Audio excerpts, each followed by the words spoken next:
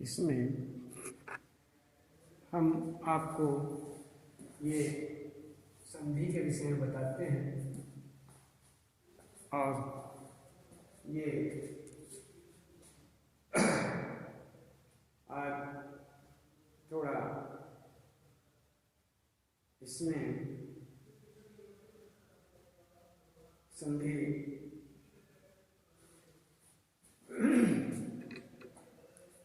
और किस संधि किसे कहते हैं, संधि क्या है, इस विषय में आपको हम बता रहे हैं। तो यहाँ पर संधि जब दो शब्द मिलते हैं तब पहले शब्द के अंतिम वर्ण और दूसरे शब्द के पहले वर्ण में कुछ परिवर्तन होता है। यह परिवर्तन तथा मेल ही संधि कहलाता है। इसे ही हम संधि कहते हैं। तो इसमें जैसे विद्यालय, विद्या जमा आलय, ये दो अलग अलग शब्द हैं। इन दोनों को हम जोड़ते हैं तो इसे संधि कहते हैं। संधि मीन्स जोड़ना, संधि मीन्स जोड़ना होता है, तो इसका जोड़ना ही संधि कहा जाता है। अब कौन कौन से वर्ण हैं? दो, पहला पद, दूसरा पद। जमा से एक पहले होता है एक बाद में होता है, दोनों तभी तो जोड़े जाएंगे।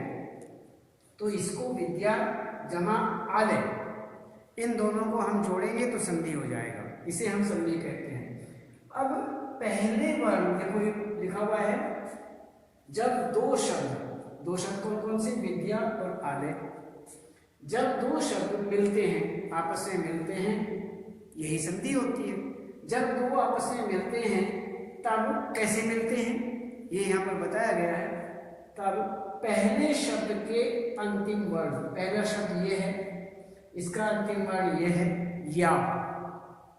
या में अब हमें देखना है कौन सा वर्ण जुड़ा हुआ है।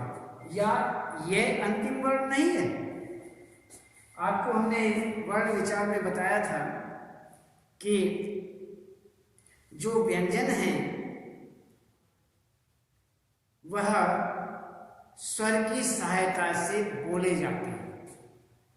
उनमें क्या लगा रहता है? स्वर। बिना स्वर के बोले नहीं जाते। तो बिना स्वर के उनका प्रयोग नहीं।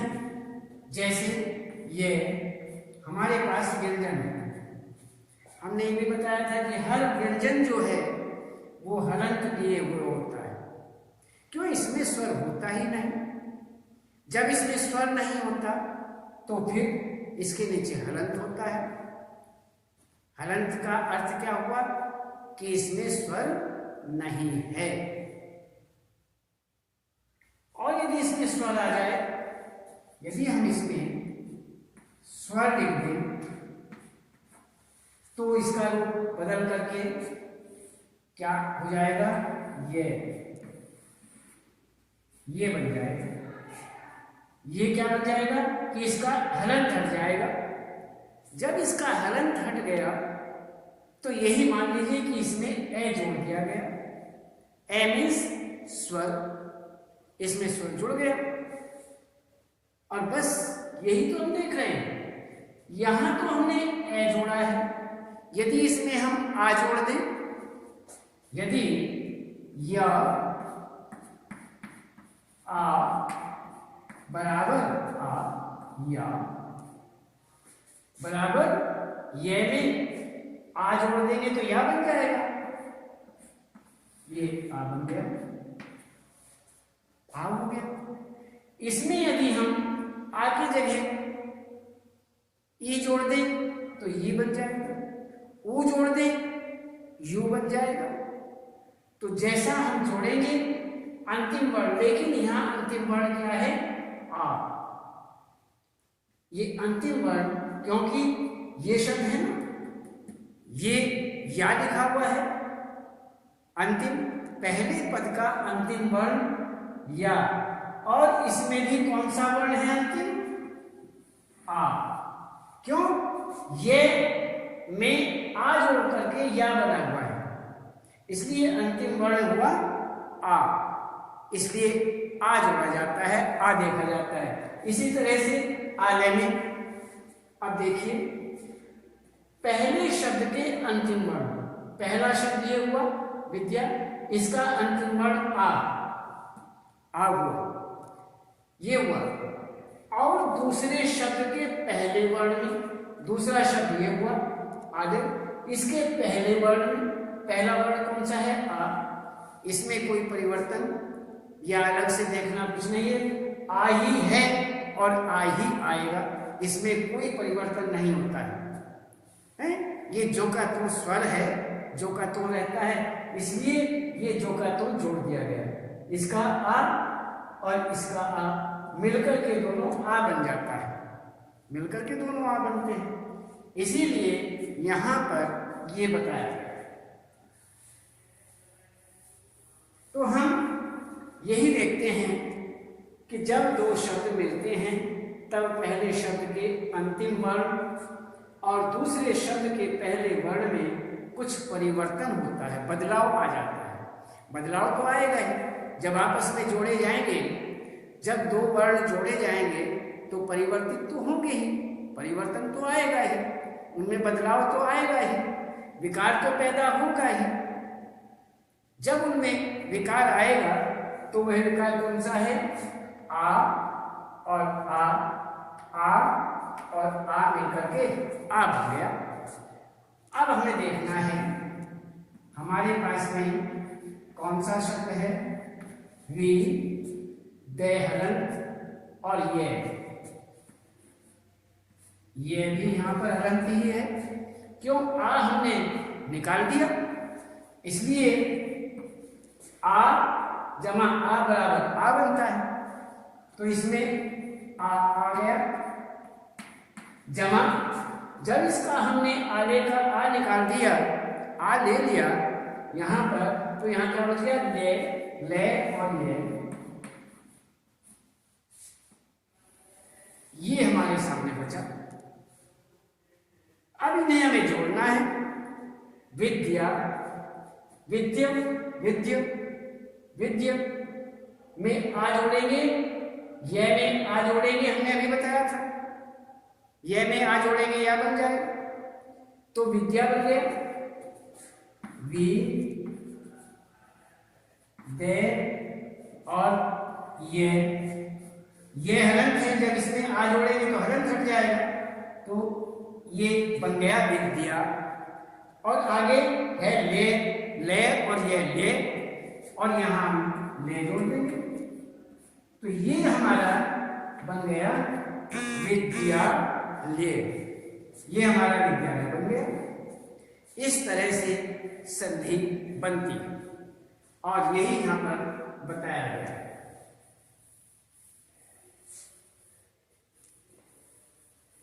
अब हम यहां पर देखते हैं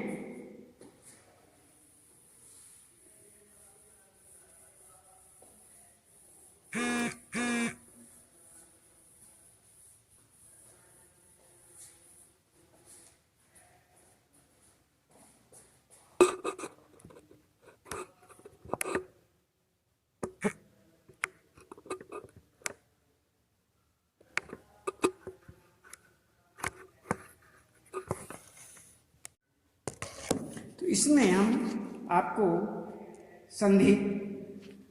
संधि का ही बता रहे हैं कि ये हुआ संधि, इसे हम संधि कहते हैं। अब ये देखना है कि संधि के प्रकार कितने होते हैं, कितने प्रकारों में संधि आती है। तो अब देखते हैं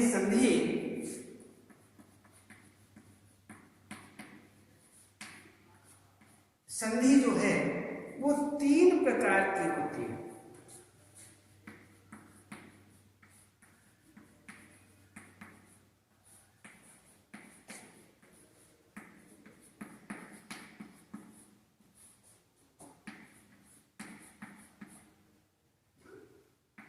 तीन प्रकार की होती है।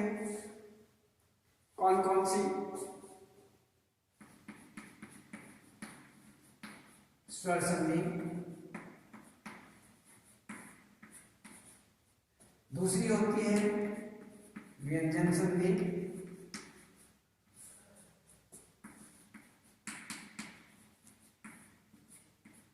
और तीसरी होती है विसर्ग संधि।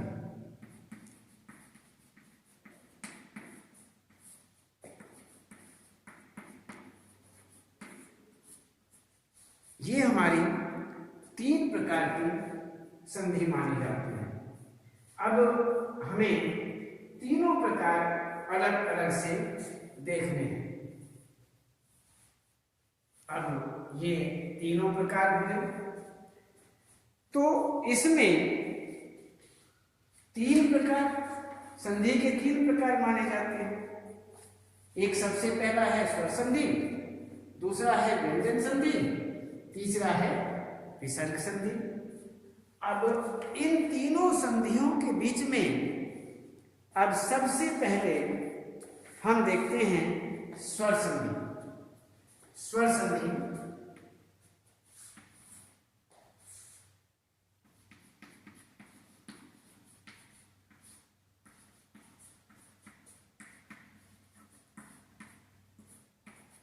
स्वर संधि सबसे पहले हम देखते हैं स्वर संधि कहते किसे?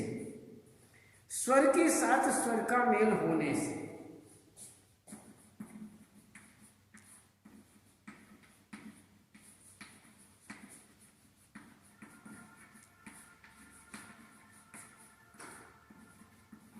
स्वर वर्ण का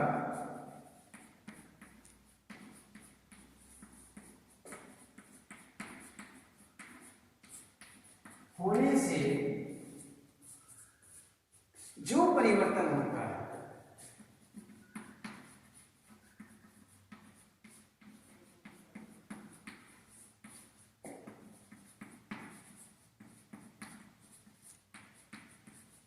जो परिवर्तन होता है अर्थात स्वर वर्ण के साथ स्वर वर्ण का मेल होने से जो परिवर्तन होता है उसे स्वर संधि कहते हैं।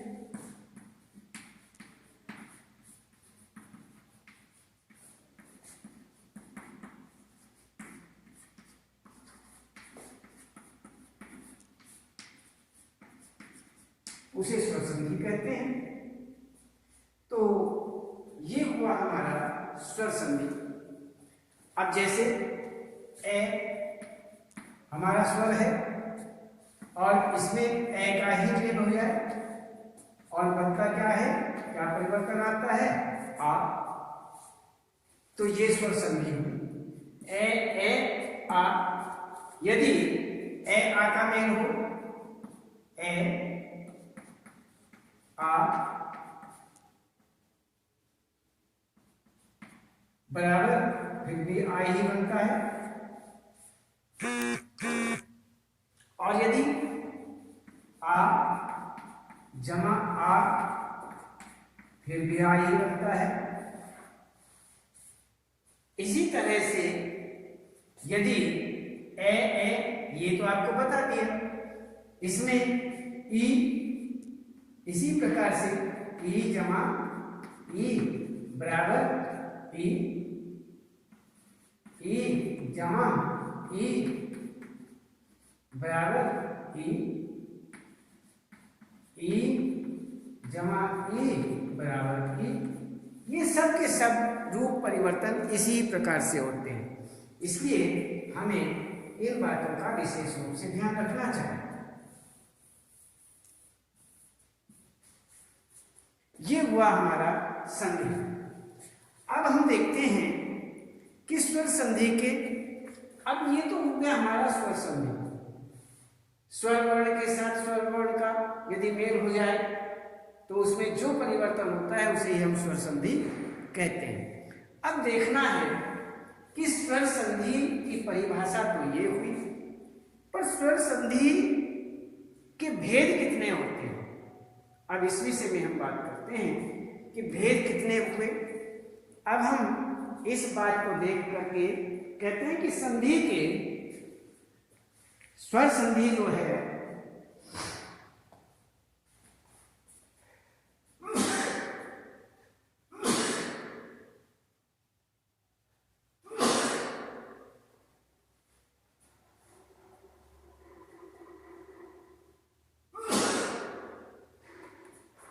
स्वर संधि, स्वर संधि के भेद।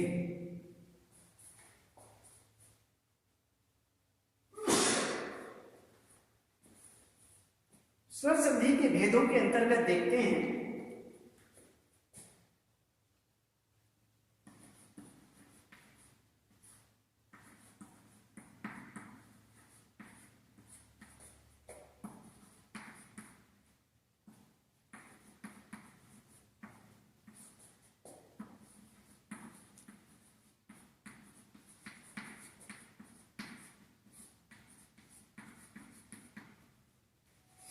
स्वर संधि के 5 भेद माने जाते हैं, 5 भेद होते हैं। तो कौन कौन से, अब ये देखते हैं। जैसे इनमें सबसे पहले है हमारा दीर्घ संधि।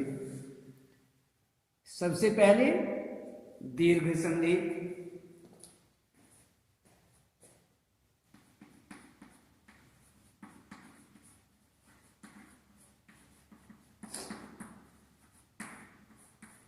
इस प्रकार से यहां पर ये बताया गया है।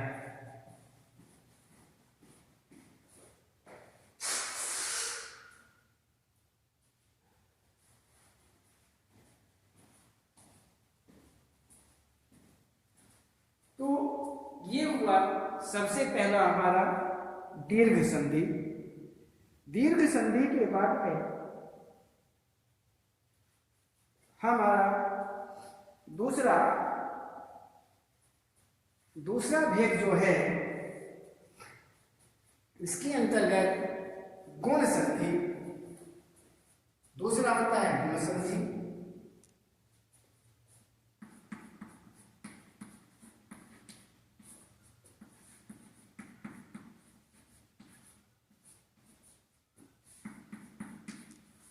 और इसमें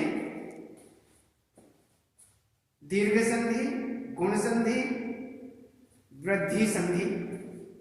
अब तीसरा होता है वृद्धि संधि।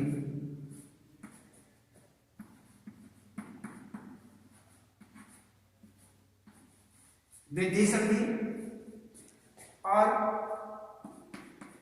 वृद्धि संधि के बाद यण संधि,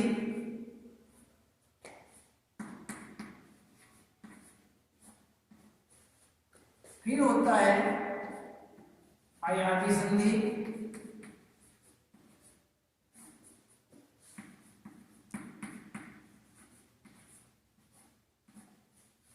ये हुए हमारे संधि।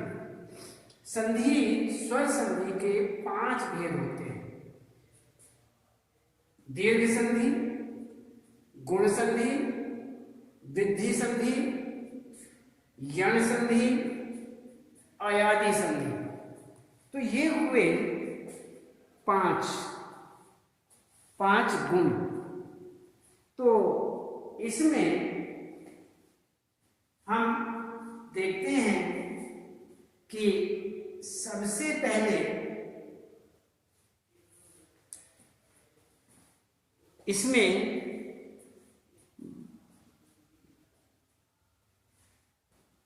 दीर्घ संधि। हमने आपको बता दिया कि संधि की परिभाषा, संधि किसे कहते हैं, और संधि जब 2 शब्द मिलते हैं तब पहले शब्द के अंतिम वर्ण और दूसरे शब्द के पहले वर्ण में कुछ परिवर्तन होता है। यह परिवर्तन तथा मेल ही संधि कहलाता है, यह आपको बताया। उसके बाद तो संधि कितने प्रकार की होती है, संधि के कितने भेद होते हैं, ये आपको हमने बताया कि स्वर संधि, संधि के 3 प्रकार होते हैं, 3 भेद होते हैं, स्वर संधि, व्यंजन संधि और विसर्ग संधि, 3 प्रकार हुए। अब इन तीनों प्रकारों में सबसे पहले हम देखते हैं स्वर संधि किसे कहते हैं। स्वर संधि स्वर वर्ण के साथ स्वर वर्ण का मेल होने से जो उनमें बदलाव आता है, उस बदलाव को ही हम स्वर संधि कहते हैं। अब स्वर संधि की एक परिभाषा हुई, उदाहरण हमने आपको बताए, विद्यालय का उदाहरण देकर के, विद्या जमा आलय का उदाहरण देकर के आपको समझाया। अब इसमें स्वर संधि के आप कहते हैं कि स्वर संधि तो ये हुई, चलो मान लिया। अब हम देखते हैं कि स्वर संधि के भेद कितने होते हैं, कितने भेद माने जाते हैं। तो स्वर संधि के 5 भेद माने जाते हैं। एक दीर्घ संधि, गुण संधि, वृद्धि संधि, यण संधि, अयादि संधि। तो इसी प्रकार से यहां पर 5 प्रकार हुए और पांचों प्रकार अलग अलग परिभाषाओं के साथ में हम इनको देखेंगे। सबसे पहले हम दीर्घ संधि को देखते हैं कि दीर्घ संधि किसे कहते हैं।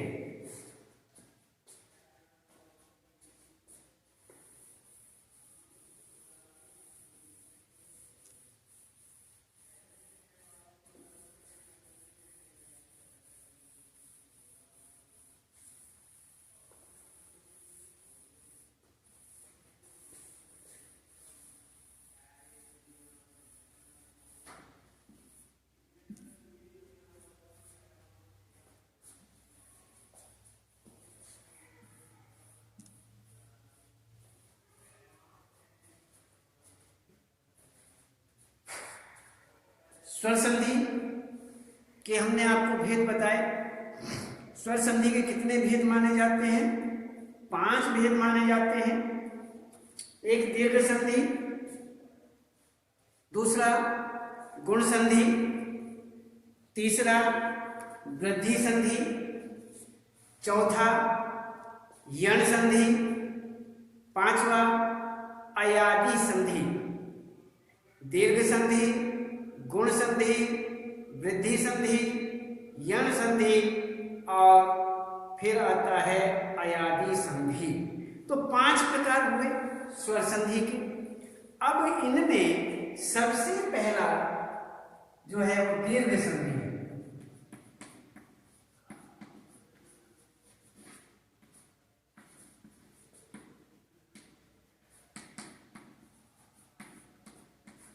दीर्घ संधि के विषय में हम देखते हैं कि जब ए आ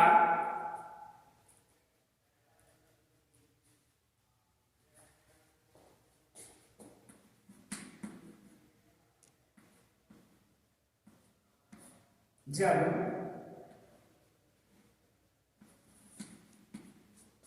ए आ ई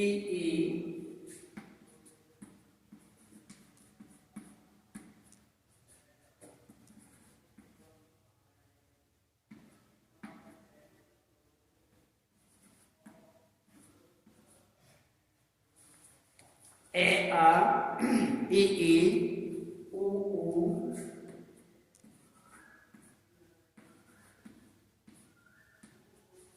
ऊ ये के बाद समान ह्रस्व या दीर्घ वर्ण आए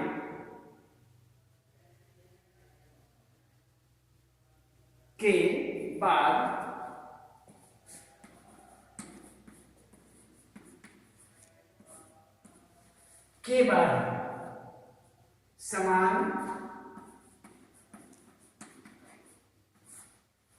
ह्रस्व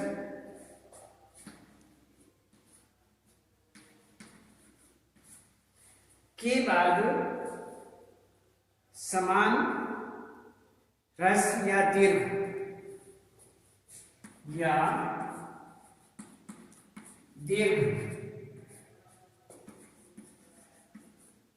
स्वर आए तो दोनों मिलकर दीर्घ हो जाता है। ह्रस्व या दीर्घ वर्ण आए, ह्रस्व या दीर्घ वर्ण दीर्घ वर्ण आए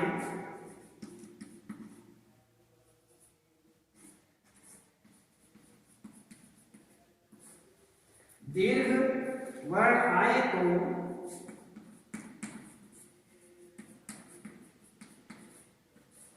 दोनों मिलकर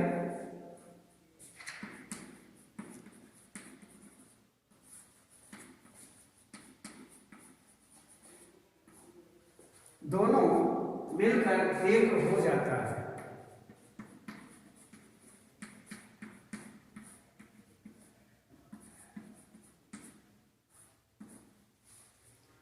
दोनों मिलकर दीर्घ हो जाता है। तो इसमें जब ए आ ई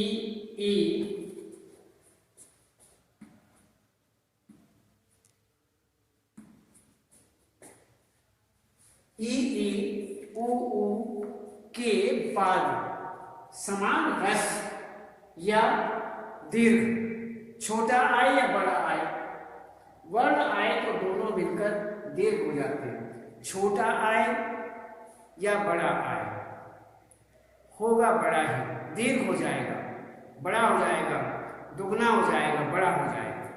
तो इसमें तो यहां पर यही दिखाया गया है कि ए आ मैं आपको बता चुका हूं ये सभी कि ये सब दीर्घ हो जाता है। जैसे आप एक बार फिर देख लेते हैं कि जैसे इसमें ए मिलकर के आ बनता है, जैसे ए बराबर आ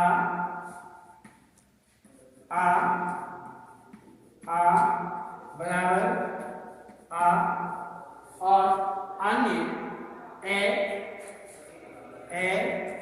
जमा आ बराबर आ बनता है, और आ ए भी आ ही होता है। इसमें ये भी आ ही माना जाता है। तो ये हमारा सब मिलकर के आ ही बनता है, यही बनेगा। तो ये हुआ हमारा छोटे छोटे हो तो भी बड़ा, बड़ा या बड़ा हो तो भी बड़ा, छोटा और बड़ा मिलकर भी बड़ा, और बड़ा उसके बाद छोटा है तो भी बड़ा। तो इसी प्रकार से ई भी इसी प्रकार से बनते हैं। ई छोटी छोटी या बड़ी बड़ी या छोटी बड़ी या बड़ी छोटी, सभी मिलकर के दीर्घ हो जाते हैं, बड़ी हो जाती है, बड़ी ई ही बनती है। ओ के विषय में यदि देखें, ये भी ऐसी है, छोटा छोटा छोटा ऊ मिलकर भी बड़ा, बड़ा बड़ा ऊ मिलकर भी बड़ा ऊ, और अन्य ये छोटा या बड़ा ऊ या छोटा ऊ मिलकर भी बड़ा ऊ। तो इस प्रकार से ये दीर्घ संधि मानी जाती है। इससे आगे हम आपको कल बताएंगे। आज केवल इतना है।